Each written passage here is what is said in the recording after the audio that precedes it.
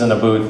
And then from there, though, you know, doubt can creep in, and I really felt like I'd come home from my career. But then when I moved to New York, I still wasn't convinced that I was very good at what I did, and I wasn't working a lot right when I first got there. Then I got 2 roles on Shaman King, Rio and Minamaro, and then it took me about 4 years of working in New York since then to believe that I was even a decent voice actor. And then the finally most validating thing was when we did the Fecal Matter My Dad Says book. I didn't even audition for that. They just called me and cast me.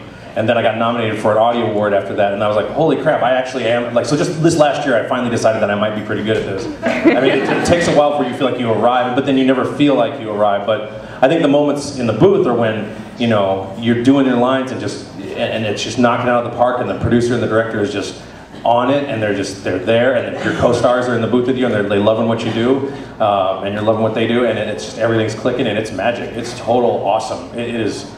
I wouldn't call it a drug, but it lights up my brain really big time.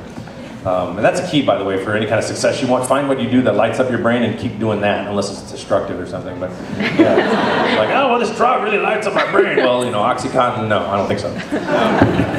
My story is pretty close to Johnny's actually. I worked on the TV show in Japan, Bee Fighter Kabuto, and my first day on set, I had a bunch of dialogue in Japanese. I transformed and I beat up a bunch of guys in rubber suits, and that was like, you know, it was like heaven. I went home. I remember riding the train home that night, just exhausted, but so excited and happy, and it's just kind of coming to the realization that that's what I want to do the rest of my life. That's, you know, this is, I could get paid for this, and having so much fun, and, you know, beating up guys in rubber suits. What's better than that? I'm kind of jealous of that.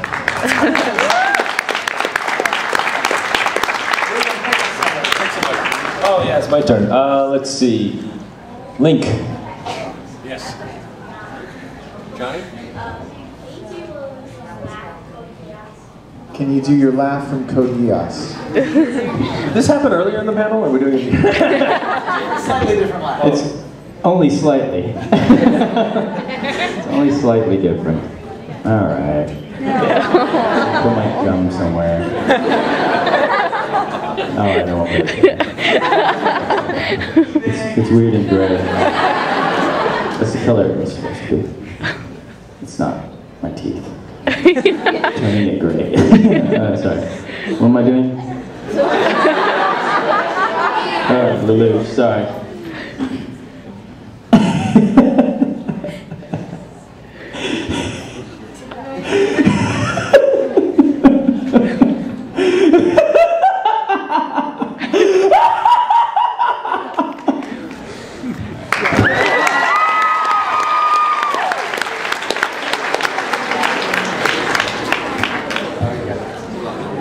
Sorry, okay, picking someone.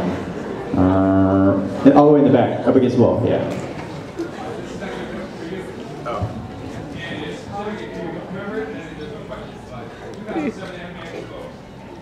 2007 Anime Expo. Haruhi concert, yes. Oh, I remember that. I remember that. Reuben was there. What was that? What'd you say?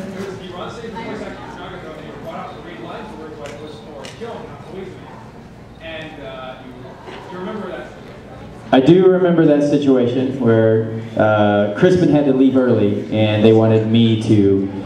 You were dancing. They wanted me to do Crispin's dialogue. Yes.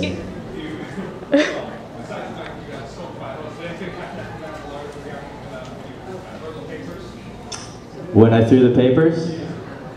See, all right. If you were there, it may have looked like really bizarre, but.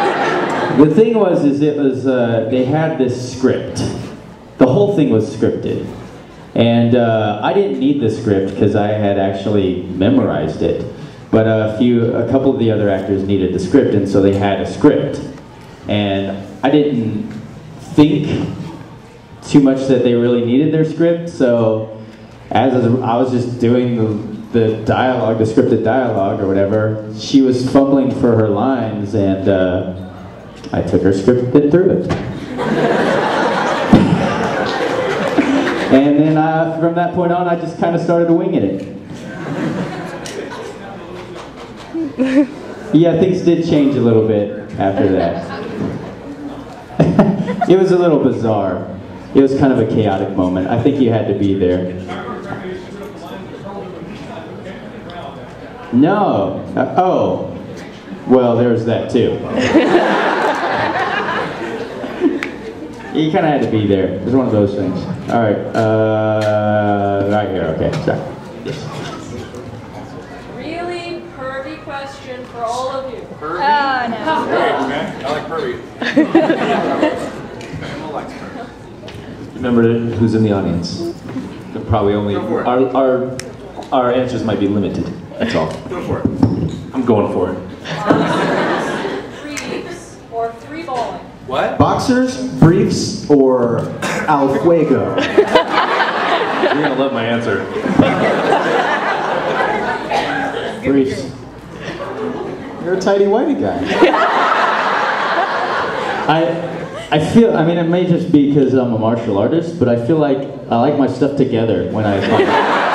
I'm with you, dude. You know, I gotta be able to kick and move, you know, and especially if you're grappling and you're using your legs and stuff, I mean, you just don't want anything to happen there. I went to karate class once in some boxer briefs, and no, my junk was, yeah, you gotta keep it up there. Go ahead, Tim. I'm like a Ken doll down there. So I got. You don't have any anatomy? You have no anatomy?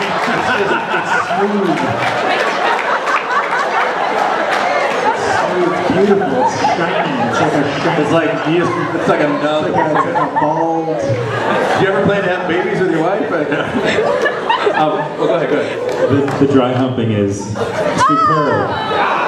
Not that I would know. You know, I straddle the fence. If I'm going to be doing physical activity, then I wear briefs.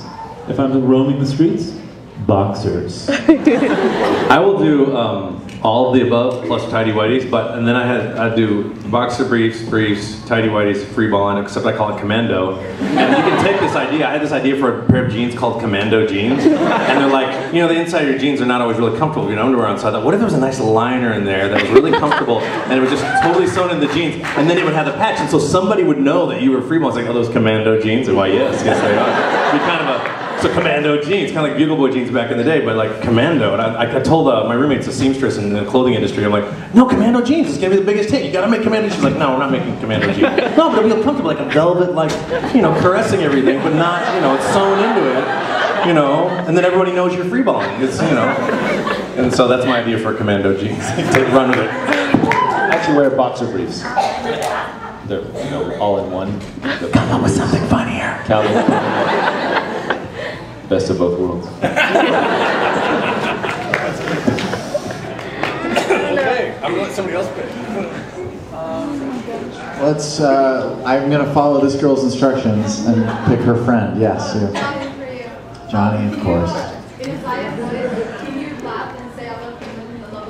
In Isaiah's voice, can you laugh?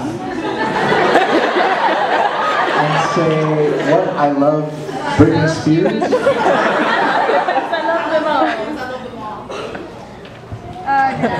Okay. Yeah. It's always so weird because, and then you're recording it. It's never gonna feel like the anime because it's just me up here with a microphone and it's all out of context. So this is gonna suck. I'm just gonna let you know that, all right?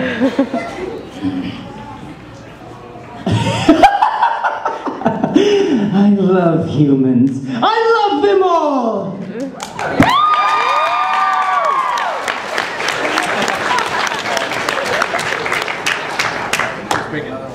Picking. Oh, yeah, sorry. All right, picking something. It's way back in the back. You're waving your thing, and it's kind of flashing. No, don't come up here. I'm just kidding. Yeah, no, thank you. How's Joe? I'm directing a question, actually. One thing that I've noticed, well, for all of you actually, as voice actors, one thing that I've kind of noticed, especially this goes with a lot of new stand-up series, that a lot of the voices sound What do you mean? I don't know, it just doesn't seem like the tone that they're using in the context, in whatever context of scenes they're in, doesn't match what it should be. In shows that we've directed, or shows that... No, it just shows that, well, I'm coming to it. It wasn't until I was watching a series with a friend who was like, well, I think because a lot of voice actors aren't really directed, if any at all. And I was wondering if that's true. We get a lot of bad direction. Go ahead, no, sorry. You guys actually take into when women are like, okay, in this scene, you're sad, go. Or is there actually directed? Sometimes it's just, go! No, seriously, yeah. So go ahead, sorry, interrupted, sorry. Go ahead. It could be a number of things. So that's it, is that true? Are you guys? I think it could be a number of things. I kind of see where you're getting to, you know? It depends on when you're watching the anime and how old the anime is. There are certainly some anime that you'd watch and you're like, wow, that sucks. Yeah. And you know, there's a number of things it could be. You can't always just say, hey, it's the director. You know, sometimes it's the actor, sometimes it's the director, sometimes it's the writing, sometimes it's the producing. There's so many things that it has to go through. You know, like whatever when we get a script, when we walk in and we have, like, we know we can see it there. It's however we want to say it isn't always the way that it's going to be said. You know, and a lot of times, you know, when they translate, sometimes it's backwards. You know, I mean, these guys direct and write, so they can probably explain a little more as far as that. But I just know from my perspective what I deal with a lot. Like even just with Bleach stuff, it's like sometimes it's really awkward, and I'm like, hey, can I change this? Can we make this sound normal? Like there's a scene in Bleach where he goes and the visors are there, and so you finally decided to join us. Oh, I love it. And he says in the script and in the Japanese, he's like, no way, you know, and the way he said it was kind of weird. And so instead of saying, no way, I said, bite me. You know, because for me, that was like a natural response, and they kept it. And so it just depends on the show and, you know, how much freedom there is if you're limited. We also have to match flaps. So sometimes the flaps will be like if the script will say, bite me, but it'd be like flap, flap, flappity, flap, flap, you know? And so it's like, well, how are we gonna make that fit, you know? Where they give us so many words that we gotta fit into a small little space, you know, and they don't give us the freedom always to change. But again, like, you guys can elaborate. Why do you guys even try to match the flap? That's one thing that gives me uncommon. Why? Why? You're trying to get the voice to kind of match the mouth movements, but at the same time, it's, you know, animated. It doesn't really quite matter. It seems like it does matter. Well, there are some shows that, obviously there are some shows that are done better than others, and that a lot of that has to do with budget. Clearly there are A-list type shows and B-list type shows, and some shows, you know, and some companies just kind of rush production through just because there's not too much money in making English dubs for anime, and so they kind of do rush jobs, and it shows. The projects that I work on, and Rob, and everyone on this stage, we try to make them sound as great as possible and match the Japanese tone, and try to make it match the sync, because even though, I guess you don't care if it matches the sync, if a character is going ba ba ba ba ba and he's not saying anything, that's going to look weird. But I happen to agree with him on one level, in the sense that I was saying this in the last panel. When I direct, I'll pick loose flap. I'll let loose flap. I will pick a better read over tight flap, is what I mean. Yeah. In other words, if it's loose and it goes over a little bit, but it's the really right thing, you'll see some of the stuff I directed, it's a little bit loose, because you're watching the show and in the moment of the story arc, if I'm not gonna, a little nitpicking and flap gonna ruin everything. Some people are just really, really picky about it. So my shows that I directed are a little bit looser, because I'm more interested in what you're talking about. I'm very much interested. As a musician especially, I'm extremely picky about the tonality of it. And all these things these guys are saying are true. We do shows where it's just like, oh my, and you're rolling your eyes in the movie like, oh my God, that sucks. But part of it's the flap constraints, part of it's time constraints, part of it's a poor script adaptation. Yeah, there's so many factors. Adaptation can do a lot. I mean, it's hard to write a script because you're given a Japanese literal translation, which makes it's almost like reading nonsense. It's like using Google Translate. Yeah. And so from that, you got to figure out what they were trying to say. You got to read the manga as a reference. Jokes don't work, and you got to make it at least sort of match what the mouth is doing. And you got to do this all in like a day for very little money.